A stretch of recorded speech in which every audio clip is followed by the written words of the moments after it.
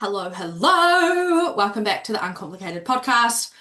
If you're watching me on YouTube, the recorded video of this, you will see that I have wet hair. I am just hanging out. I've got my beautiful fridge cigarette, my cold can of Pepsi Max. Not spawned, but would say yes. Um, I just wanted to bring you a real raw, chill, yappy sort of episode today. I was going to say attitude, but if the shoe fits. Um, because I am tired. I am really freaking tired. And I've like battled over the last week or so trying to tell myself that I'm not tired because for some reason I expect myself to be a robot. I have extremely high standards for my performance and my productivity that resting is just not an option until you have to. But that's something we're working on changing this year. It is the 15th of January, Thursday, the 15th of January, when I am recording this. It's about lunchtime. Not that that's relevant to you whatsoever, um, but everyone's into their lock-ins. If you have New Year's resolutions, if you have goals you're achieving this year, chances are you're like gearing up or been in it a week or so where you have set the goals, you've set the alarms earlier, you have meal prepped your food, you have gone back to the gym or started walking again, whatever it is. And I wanted to do that. That was my plan on Sunday night. I was like, right, I'm doing it. I'm increasing my steps back up. I don't want to use the word good because that's not what I mean at all, but relatively consistent over the Christmas period. I was doing 2 gym sessions a week, not super hard ones, just getting into the gym, 6 to 8 thousand steps, just, a walk a day, relatively intuitively eating. I'm a human, so I overate at Christmas. It's not that deep. Um, and I was ready. And I woke up on Monday morning and I thought, oh, I can't do this. I don't think I can do this. And the like inner critic, the voice that sits on my shoulder that like spits negative self-talk into my brain is like, you're wasting time. Just do it. Just get up and do it. But I actually had nothing to give. Like I didn't do a lot of work on Monday. I actually didn't do a lot full stop on Monday. I got up at 6 because I was like, cool. I want to implement a morning routine because I know my mornings could be more structured, which is going to set me up better for the day. I got up at 6. I got to the gym at 6:30. I jumped on the treadmill with my book, and after 25 minutes, I was exhausted. I actually came home and went back to bed for an hour and had another sleep because I just did not have anything in me. So, in the spirit of continuing to be an outlier in the fitness industry, rather than locking in and tightening up and full steam ahead towards big goals and dreams, I'm actually slowing down for a little bit. Rest is a very foreign concept to me, and I know many others. The women I coach, we have conversations all the time around like discerning the difference between being tired and like letting your excuses take over and actually genuinely just being fucking tired. And discerning the difference between the two can sometimes be difficult. And I spoke to my coach, I spoke to my husband, I messaged my friends, and I was like, I think I am tired. And they were like, well, yeah, we've all had breaks over the Christmas holidays, 2, 3 weeks off. How much time did you take off? Afternoons. So it makes sense, but resting is really fucking hard for me. It's also difficult for my neurospicy brain because my brain, my beautiful brain, interprets rest. Okay, I'm just going to turn my phone on Do Not Disturb. My brain interprets rest as depression, failure, um, not worthy of anything, really. Um, and that's just the God honest truth. I think I have spent, how old am I? I'm going to be 30 this year. I think I've spent the last 24 years, 25 years in fight or flight, constantly. And I tried the relaxing thing over the Christmas break. My husband was like, you need to fucking chill out, babe. And it is very difficult. I had all the like negative self-talk. You're wasting time. You're not being productive enough. Even when I'm tired, sitting still and resting, it still feels wrong. And I'm teaching my clients these things like rest is important. You should be resting guilt-free. Like you're a priority. Look after yourself. In the reality, I'm still struggling to do that myself. The guilt that comes with doing nothing is immense. But the thing about that is it's not just being tired. Like I could sleep for 12 hours a night and do not much during the day. And like, yeah, that might help a little bit. But it's actually not just the tiredness, it's the nervous system dysregulation. My body is literally screaming at me, like, please slow the fuck down because I'm struggling to cope. And I'm like, la la la la la la la, no, that's not productive. And that is the battle that I'm fighting at the moment. Even, and I'm going to go a little bit more into the nervous system regulation soon, but even like taking a couple of hours to read my book or like not working from 7:30 a.m. till 6 p.m., I have all of these thoughts that come up because there's no one else to do the work for me, right? I am a one-woman show, one-man band. I don't have a virtual assistant. I don't have any co-coaches. I don't have a marketer. Actually, I have an accountant. But in terms of the day-to-day running of the business, all on me, baby. All on me. So my brain is constantly working. Like I have 4 program ideas a week. I have a million content ideas running in my head. I constantly am thinking about my clients, like, oh, I just did this exercise in the gym. Blah, blah, blah said they were struggling with that. What if I cued them like this?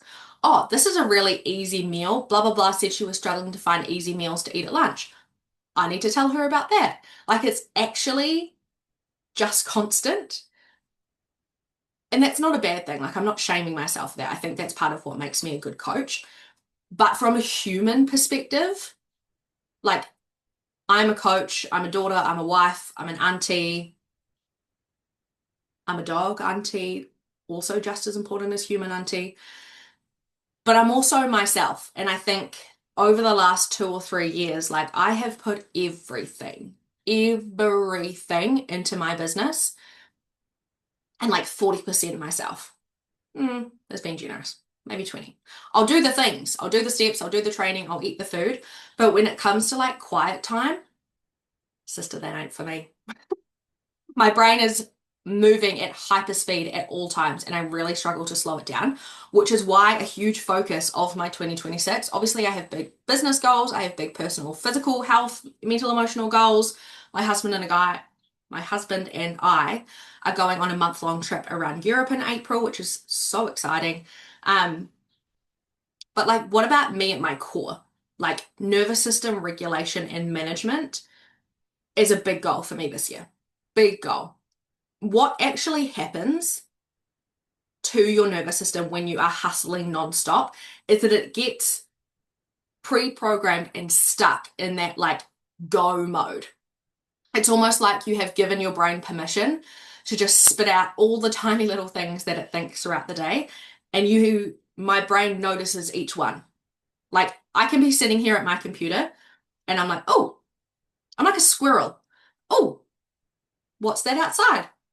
Oh, she replied to my message. Oh shit, I need to do that program. Oh, let me just open this thing in another tab because I need to buy that. I wonder if my bread's risen. I wonder what my husband's doing. What are my friends up to? And like, it's just constant. And when you are stuck in that go, like it's not, it's hyperactivity of the mind. It's really hard to like bring yourself down and slow your thoughts down, slow your breathing down, slow everything down so you have a chance to rest and rest that's not sleep, right? When you are stuck in this go hyperactivity of the mind, rest actually feels dangerous. And I say this with my whole soul. I panic when I need to rest. When I get sick, like obviously being sick sucks, but it actually crashes me out because I'm like, I can't do anything. I can't go for a walk. I can't go to the gym. I can't really work. I can't sit up. I can't read. I can't do this. And like, it's dead time. When in actual fact, I should put that energy into getting better and resting. There lies the battle. Your body starts to rebel against this. It's like, you're not slowing me down, so I'm going to slow you down. You get sick, you get burnt out, you're just flat out exhausted all the time. And if you don't pay attention to these symptoms and cycles that you find yourself stuck in, it causes health issues, and I want to rest. I want to relax when I'm relaxing. I want to feel relaxed when I'm relaxing. So that's what I'm working towards this year. The trap that I find myself in is that I know I need to rest. I know in my logical mind, I tell my clients, I tell my friends, I tell my husband, just relax, guys. Everything's fine. The world won't burn down if you don't work 8 hours, 9 hours, 10 hours today. But it's a different story to me because for some godforsaken reason, I've trained myself to believe that rest equals weakness, failure, I'm falling behind, I'm losing momentum, my business is going to fail, my clients are going to hate me, my friends are going to hate me if I can't perform at my best in each of these areas, even though that's a completely unrealistic expectation to have on myself. I have it. I have that expectation. And so I learned to like override my body symptoms. You're tired, that's an excuse. You don't feel like it, that's an excuse. And like there is a dog in all of us. Okay. And maybe I should name my dog. Maybe something cute like Penny. Not a slight against any Pennies listening to the podcast, but maybe Penny. Penny comes out when I need to get shit done. When I need 12,000 steps, when I need to train 4 times a week, when I need to plan my meals in advance, when I need to do my grocery shopping, like Penny is right underneath the surface at all times. But my rest character that lives inside of me somewhere deep, deep down in my soul, we need to come up with a cute name. If you have any cute names for the rest side of me, the calm, softer side of me, leave it in the comments of the podcast wherever you're listening to it. Give me some names. She doesn't come out very often. I don't really know how to channel her. And I override my body's signals that soft me wants to come out because Penny's right there. Does that sound familiar? Like, this is exactly what happens oftentimes when people are tracking calories or they're like starting their health journeys. They're like, I don't give a fuck about anything. I am doing this. I am going to the gym at 5 a.m. I am doing 20,000 steps a day. I am eating chicken, boiled rice, and broccoli, and that's just what I'm doing. No excuses. But that's actually not conducive to a long-term positive relationship with weight loss, health, nutrition, food, movement. Like you create this, I must be performing at 100% or else I will fail, or else it means X about me, when in actual fact it doesn't. The patterns that show up often are like when you're overriding hunger signals. You're like, oh, I just ate an hour ago. Why the fuck am I hungry? You end up binging later because you probably were hungry. And maybe if you looked at, the beginning of your day, you might have seen, oh, well, I didn't eat breakfast till 10. And then breakfast was a piece of Marmite on toast. Whoa! Okay, sorry, I just literally detached my microphone. Whoa. I was just trying to move it closer to me. There we go. Oh, I've lost my train of thought now. Yes, this is what happens with food and tracking, sorry, is that you're so stuck in wanting to be perfect in each area of your life, eventually it's going to come crashing down. You override rest signals. You feel like a tickle in your throat. You like feel, that like bone deep fatigue where you're like, I cannot move. I cannot get myself to do things. That's not what I was talking about at all. I was talking about what to look for in the beginning of your day. Maybe you had breakfast at 10 o'clock and it was only toast. There's no protein, not a lot of fiber, probably no fats or limited fats. No wonder you're hungry an hour later. But you perceive that as a weakness, therefore you binge later because you let yourself get hungrier and hungrier. Back to the rest signals. You end up burning yourself out later because you don't listen to your body's signals that are asking you to slow down. There are always seasons in life. There are seasons for hustle and there are seasons for pulling back.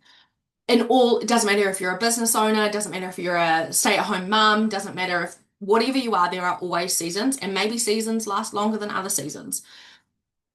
But I really did go through a hustle season, probably from the beginning of November until kind of last week, to be honest. I built the Glow Up portal and launched it to you. Which was a pain in the ass, by the way, trying to get all those bloody automations to work. Not automations, formulas. I built and launched you the 3-day My Fitness Pal Detox freebie, which over like 350 of you have, which blows my mind. I built and launched the By Fitness Pal intro to intuitive eating is kind of what it is.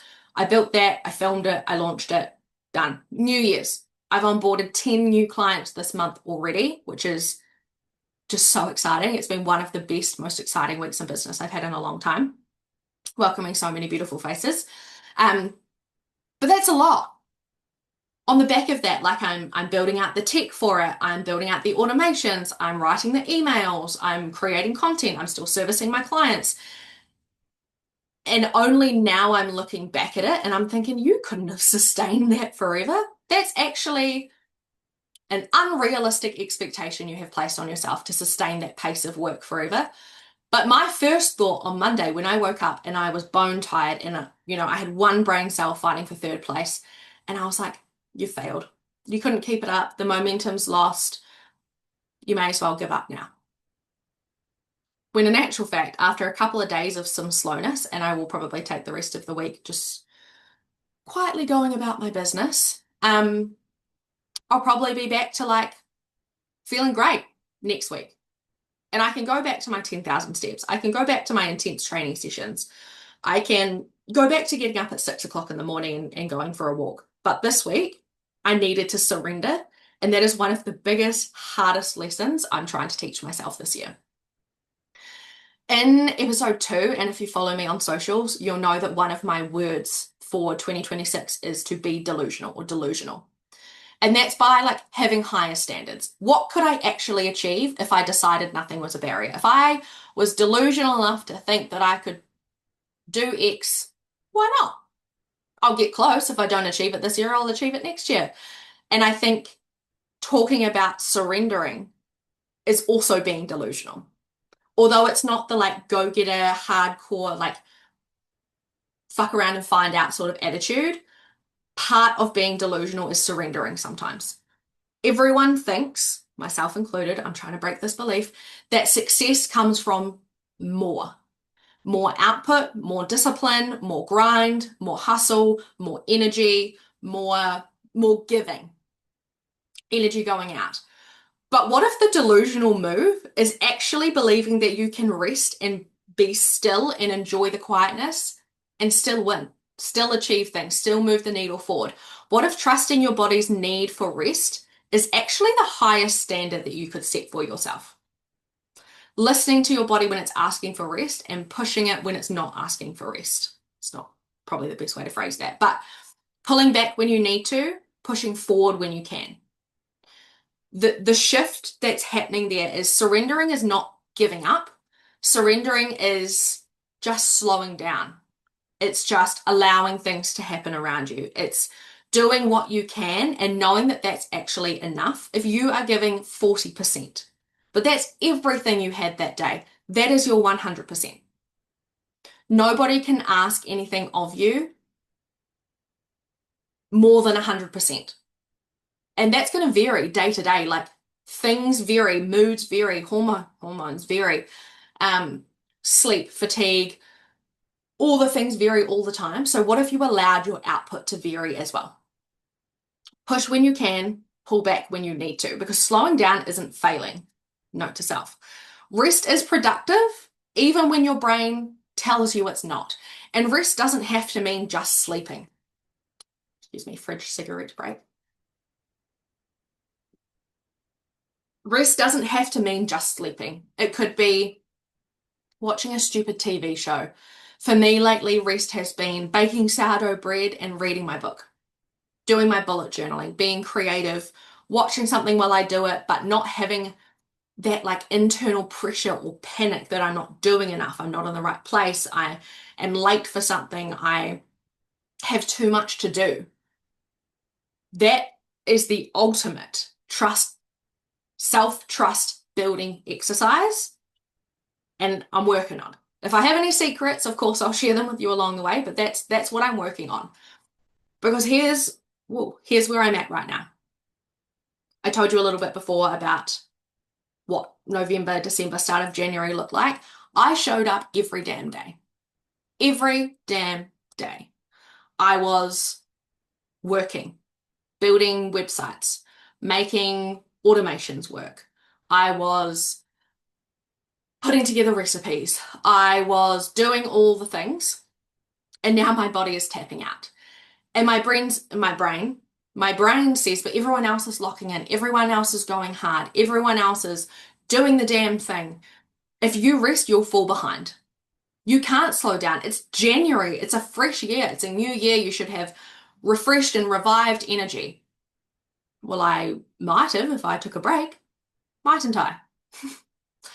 My body literally is saying I cannot keep going and I have to choose which voice I'm going to listen to. And it needs to be an intentional choice, because if I let my brain run away with all those thoughts around you'll fall behind, you'll lose momentum, your business is going to crumble to the ground, you're going to be XYZ, that's not productive to any form of success that I want to see this year. So I have to choose the one that's saying surrendering is safe. Surrendering is okay. Having space in your day, having space in your brain is okay, and it is safe. You are safe. You have you. And that's kind of the mantra that I'm trying to repeat to myself when I'm needing to take a rest. And this is also this also ties into the work that I do with my clients around food, learning to trust your body over the app, for example. When you have a calorie target, you're like trying to get or reach this calorie target or come under it because you think you get extra points for that. It doesn't matter if you're hungry, it doesn't matter if you're full, like you have those calories to eat. But what if you stripped it right back and you literally just learned how to listen to what your body is telling you? Hey, I'm hungry. Okay, cool. Let's have a nutritious, delicious meal. Let's make sure we have some carbs, some protein, some fats, and some fiber. And then we'll have some soul foods at some time today. Do you feel like chocolate, ice cream, lollies, pastries? What do you feel like today?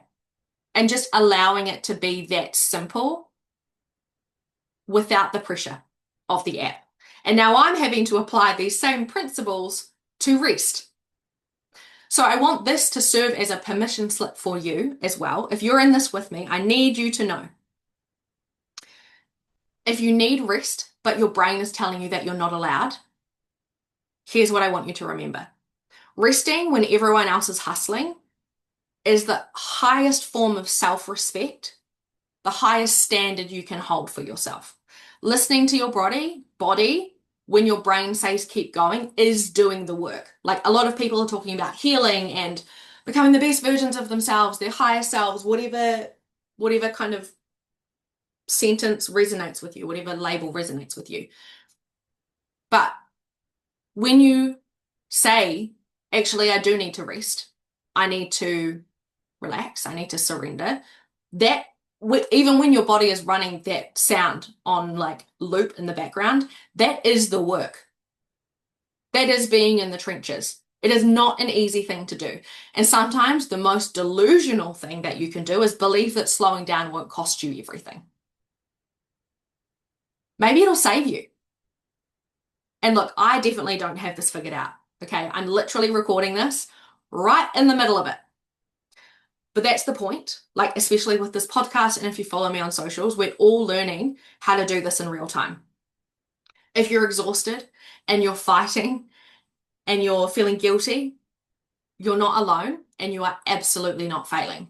This is your permission slip to rest, to surrender, to pull back so you can push forward when you're ready. And you'll be so much more productive. It'll feel so much more natural and easier, and you'll be able to sustain things for longer if you rest when you need to rest, rather than trying to like kill yourself in the process, because you'll end up sick and exhausted and tired. And then the stories and the narratives that come up about that you make mean something about you are more damaging than just taking a few lighter days. Okay, thanks for bearing through this with me. Thanks for letting me be in your ear holes and in your life once again. I will be back with a new episode next week.